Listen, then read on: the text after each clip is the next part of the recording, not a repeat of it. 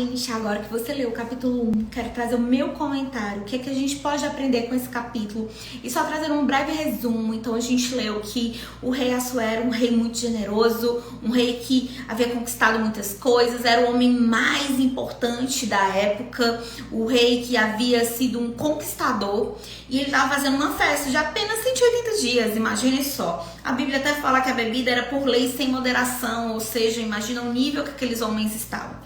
Como se não bastasse, ele fez uma festinha um pouquinho mais intimista, que durou ali 7 dias. A rainha também estava fazendo um banquete para as mulheres, eles estavam ali naquele momento de comemoração. E aí o rei falou, epa, falta uma coisa para eu apresentar para vocês, já que é precioso também para mim. E ele mandou chamar a rainha e pediu que ela vestisse a coroa.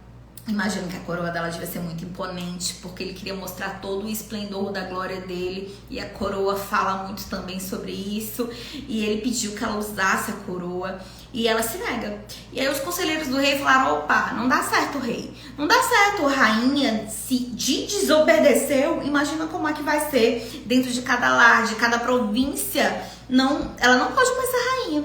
E aí o rei destituiu Vasti dessa função de rainha. Nós não sabemos o que aconteceu, não temos muitos comentários sobre ela, mas eu penso que se a gente for olhar com os olhos naturais, de forma simplória, ela não fez algo errado. Ela não quis se apresentar para aqueles homens que estavam num estado já de completo descontrole, não estava mais algo natural. E com os olhos naturais a gente pode achar que o que ela fez nem foi tão condenável assim. Eu te pergunto, você se apresentaria diante de um monte de homem bêbado? Porque essa era a realidade, gente. 180 dias, com bebida sem moderação, com tudo do bom e do melhor, eles já não estavam, imagino que eles já não estavam mais no controle da situação.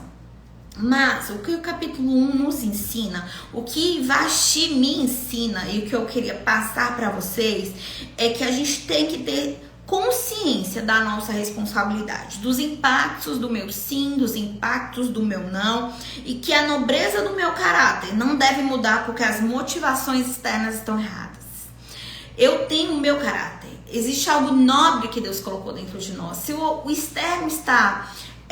as motivações deles estão erradas, eu tenho que caminhar debaixo de uma legalidade, de uma obediência, de uma clareza de propósito. Quando eu entendo que eu influencio outras pessoas, eu devo me posicionar e pedir ao Senhor para nos guardar. Eu acredito que Vasti não foi com boa intenção. O que ela não imaginou é que ela não traria uma influência muito negativa diante de todas aquelas pessoas. Ela quebrou um princípio de autoridade do rei. Ela deveria se submeter ao rei, primeiro porque ele era o marido dela, segundo porque ele era o rei. E a quebra de princípio quebrou Vasti. A quebra de princípio tirou ela da posição. Se ela tivesse obedecido, ela talvez seria protegida. Eu acredito que ela seria protegida, ela seria honrada, porque ela não havia quebrado o princípio. Mesmo contra a vontade dela, ela agiria com nobreza, ela com certeza ia pedir para os homens que a acompanhavam para protegê-la, com certeza ela seria resguardada e seria protegida. Mas a lição número 1 que a gente pode tirar é que o nosso posicionamento, o nosso sim e o nosso não, vai impactar na vida de outras mulheres, e que a nobreza do nosso caráter, ela não mude independente das circunstâncias que estão ao nosso redor. Se eu preciso ir, eu irei. Se é um lugar caótico, eu estarei lá posicionada, honrando a posição que eu ocupo. Eu sou cristã, eu estou num ambiente não cristão, eu devo honrar a posição que eu ocupo. Não é com desobediência, não é com desaforo, não é agindo de forma imprudente, mas buscando em Deus sabedoria para que o meu posicionamento esteja alinhado com a nobreza do meu caráter, com a nobreza do caráter de Cristo, mas que a gente não dê brechas para quebrar um princípio, para que depois a gente seja quebrada por ele. Essa é a lição que eu aprendi no capítulo 1. Espero que você também possa refletir sobre isso. Faça os exercícios, aquelas perguntinhas que eu mandei no PDF, e que Deus abençoe sua vida.